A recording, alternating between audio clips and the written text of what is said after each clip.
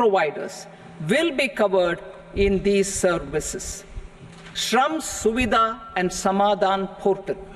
Shram Suvidha and Samadhan portal will be revamped to enhance ease of compliance for industry and trade. Capital and entrepreneurship related reforms, financial sector vision and strategy. For meeting financing needs of the economy, our government will bring out a financial sector vision and strategy document to prepare the sector in terms of size, capacity, and skills. This will set the agenda for the next 5 years and guide the work of the government, regulators, financial institutions, and market participants. সংসদে এই মুহূর্তে বক্তব্য রাখছেন, budget পেশ করছেন কেন্দ্রীয় অর্থমন্ত্রী নির্মলা সীতারামন। কৃষি থেকে শুরু করে ম্যানুফ্যাকচারিং সেক্টর থেকে শুরু করে স্কিল ডেভেলপমেন্ট সেক্টর থেকে শুরু করে একাধিক পর্যায়ে কিন্তু ব্যবস্থা নেওয়া হচ্ছে এবং জোর দেওয়া হচ্ছে। আমাদের সিনিয়র এডিটর এই মুহূর্তে অনির্বাণ সিনহা আমাদের সঙ্গে রয়েছেন। অনির্বাণ, আমরা দেখতে পাচ্ছি এই প্রথম কৃষি ক্ষেত্রে আমরা দেখতে পাচ্ছি স্টার্টআপের কথা বলা হচ্ছে, ম্যানুফ্যাকচারিং এর কথা বলা হচ্ছে। শুধুমাত্র প্রোডাকশন নয়, সেই প্রোডাকশনকে কিভাবে আমরা দেখতে পাচ্ছি, সেই প্রোডাকশনকে কিভাবে প্রসেসিং করা হবে, এক্সপোর্ট করা হবে, সেই বিষয়ে কিন্তু জোর দেওয়া হচ্ছে। তাহলে এই বাজেট জনমোহিনী বাজেট, জনগণের জন্য বাজেট, তাই তো? আমি এভাবে বলতে রাজি নেই। শুনতে জনমোহিনী বাজেট বলতেই আমরা যেটা বুঝি তাতে হচ্ছে যে বাজেটে অর্থনীতির গ্রোথ কম হবে, মানুষ ভর্তুকি বেশি পাবে। এই দুটোর মধ্যে কোনো দ্বন্দ্ব নেই। বাজেট যদি সঠিক লক্ষ্যে পরিচালিত হয়, যেটা শুরুতেই বলেছিলাম যে ভালো বাজেট মানে খারাপ রাজনীতি বা ভালো রাজনীতি মানে খারাপ বাজেট, এই দ্বন্দ্বটা এখনকার দিনে আর নেই। এখনকার দিনটা হচ্ছে এমন একটা দিন যখন তুমি যে ঘোষণাগুলোর কথা বলছিলে কৃষি ক্ষেত্রে, সেই ঘোষণার পর এই মুহূর্তে যদি স্টক মার্কেটে চোখ রাখো তাহলে এগ্রিকালচার রিলেটেড যে স্টকগুলো সেটা 10% বেড়েছে। 10% শুনতো, অর্থাৎ এটা যদি ভর্তুকির বাজেট হতো তাহলে কৃষি ক্ষেত্রে এই বিপুল বুস্টআপটা অন্তত স্টক মার্কেটে তার এফেক্ট পড়তো না। এক, দুই, কৃষি ক্ষেত্রে যদি বুস্টআপ হয়, কৃষির ক্ষেত্রে যদি বাজেটে বরাদ্দ বাড়ে, কৃষকদের জন্য ক্রেডিট কার্ডের যদি বরাদ্দ বাড়ে, যদি 3 লক্ষ টাকা থেকে সেটা 5 লাখ টাকা সত্যিই হয়, এখনো যে ঘোষণা আসেনি স্পষ্টভাবে, তাহলে সেটা শুধুমাত্র জনমোহিনী হলো, তাতে মানুষের কিছু এসে গেল না। এভাবে ভাববো কেন? গ্রামে আমি শুরুতেই কিছুক্ষণ আগে বলছিলাম এফএমসিজি মার্কেট, অরুণ জেটলি 2014 সালে যখন বাজেট পেশ করতে এসেছিলেন তখন গ্রামের মানুষ 10 টাকা দিয়ে একটা টুথপেস্ট কিনছিলেন না, 2 টাকা দিয়ে একটা পাতা শ্যাম্পু কিনছিলেন না। আজকের ভারত কিন্তু সেখানে দাঁড়িয়ে নেই।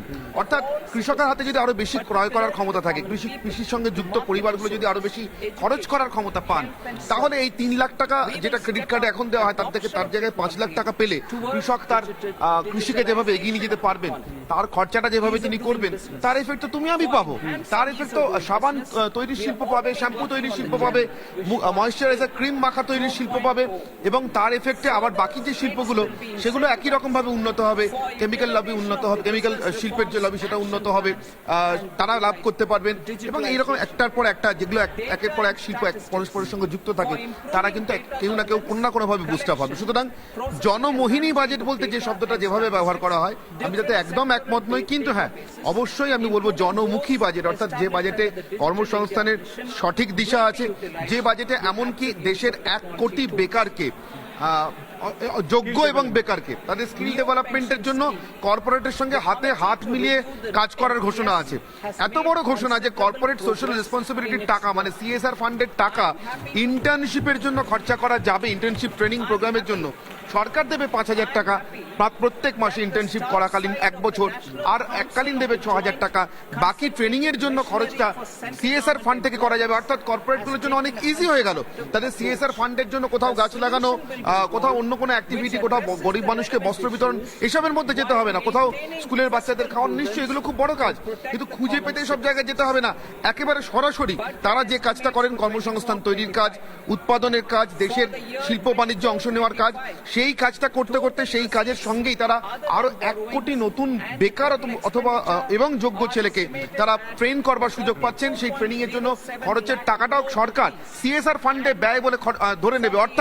অর্থাৎ সরাসরি তিনি তার ট্যাক্সে বেনিফিট পাবেন। আর এখানে আরো দুটো, আমরা এই প্রথম শুনলাম কৃষি ক্ষেত্রে কিন্তু কর্মসংস্থানের কথা, অর্থাৎ কৃষি যে একটা ইন্ডাস্ট্রিয়াল বা শিল্পায়ন ভাবে তৈরি করা তুলে ধরা হচ্ছে সেটা দিক। আর দ্বিতীয় দিক, এখনো পর্যন্ত আমাদের ভোজ্য তেল বাইরে থেকে আনতে হতো, কিন্তু নির্মলা সীতারামন সংসদে সেই কথা উল্লেখ করে বললেন এবার আমরা জোর দেব সানফ্লাওয়ার এবং সর্ষের তেল থেকে শুরু করে সয়াবিন তেল, এই তেলগুলো যাতে আমরা বেশি করে উৎপাদন করতে পারি। এই দু ক্ষেত্রে এটা একটা বড় কারণ সন্তু রাশিয়া ইউক্রেন যুদ্ধ। আমরা জানি গোটা পৃথিবীতে যত সূর্যমুখী তেল তৈরি হয় তার 50% তেল তৈরির প্রয়োজনীয় কাঁচামাল অর্থাৎ সূর্যমুখী বীজটা সরবরাহ করে ইউক্রেন। যতদিন রাশিয়া ইউক্রেন যুদ্ধ চলবে ততদিন পর্যন্ত এই ভোজ্য তেলের দামটা, বিশেষ করে সূর্যমুখী তেলের দামটা গোটা বিশ্ববাজারে চড়া হয়ে রয়েছে। যুদ্ধ থেকে নানান দেশ নানানভাবে শিক্ষা নেয়। ভারত যে শিক্ষাটা নিচ্ছে সেটা হচ্ছে আমার নিজের দেশের ভিতরে সূর্যমুখী চাষ আরো যদি আমি বাড়াতে পারি, এবং নামটা শুনেই বুঝতে পারছো যেখানে সূর্যের তাপ বা সূর্যের আলো অনেক বেশিক্ষণ থাকে সেই দেশে সূর্যমুখী চাষ করা সব থেকে সহজ। ভারত সূর্যের আশীর্বাদ ধন্য দেশ, সেরকম একটা দেশে সূর্যমুখীর চাষকে আমি কেন এই পরিমাণে নিয়ে যেতে পারবো না, যেখানে এত এগ্রিকালচারাল ল্যান্ড আছে অর্থাৎ কৃষি জমি আছে, যেখানে এত বিপুল পরিমাণে সূর্যমুখী চাষ করা সম্ভব, যে আমি সূর্যমুখী তেলটা অন্তত আমাকে রপ্তানি করে খেতে হবে না, আমার দেশের মানুষকে খাওয়াতে হবে না। তুমি সয়াবিন তেলের কথা বলছিলে, তার জন্য এই দেশে যথেষ্ট সুযোগ রয়েছে। তৈল বীজ এবং প্রথামাফিক যেগুলো তৈল বীজের মধ্যে পড়ে না, সয়াবিন বা সূর্যমুখীর মতো যে জিনিসগুলো, সেগুলোর উৎপাদনের ক্ষেত্রে অর্থাৎ তার উৎপাদনটা হচ্ছে কিন্তু কৃষি ক্ষেত্রে, তার ফলটা কিন্তু তুমি আমরা একদম গৃহস্থ লোক সাধারণভাবে পাচ্ছি, হোটেল রেস্টুরেন্ট পর্যন্ত পাচ্ছে। আমি তোমাকে বলছিলাম না একটু আগে যে কৃষি ক্ষেত্রে উৎপাদন বা ব্যয় মনে করলেই বা সেখানে কোনো ইনসেন্টিভ দেওয়া হচ্ছে মনে করলেই সেটা জনমোহিনী বলে দেওয়াটা একটা রীতি হয়ে গেছে বহুদিন ধরে। কিন্তু এটাকে বাকি শিল্পের সঙ্গে অঙ্গাঙ্গিভাবে যুক্ত করে দেখা এবং কিভাবে কৃষি ক্ষেত্রে সরকারের ব্যয় বা সরকারের উৎপাদন বাড়ানোর লক্ষ্যমাত্রা, সরকারের বাড়তি চেষ্টা বাকি সবকটা ক্ষেত্রকে একসঙ্গে উন্নত করতে পারে, সেভাবে কোনোদিন এর আগে পর্যন্ত ভাবা হয়নি। সেটা যে ইন্টিগ্রেটেড হয়ে যায় অর্থাৎ একসঙ্গে করে ভাবা হচ্ছে, সেটাই সব থেকে বড় ভালো দিশা আমাদের জন্য। এবং সেই কারণে আমি এটাকে জনমোহিনী নয় জনমুখী বলছি বারবার। কৃষিক্ষেত্রে স্টার্টআপের কথা বলা হচ্ছে, আমি তোমাকে বললাম একটু আগে 10% স্টক গুলো বেড়েছে, হয়তো কথা বলতে বলতে 11 হয়ে গিয়ে থাকতে পারে, এগুলো তো এমনি হচ্ছে না।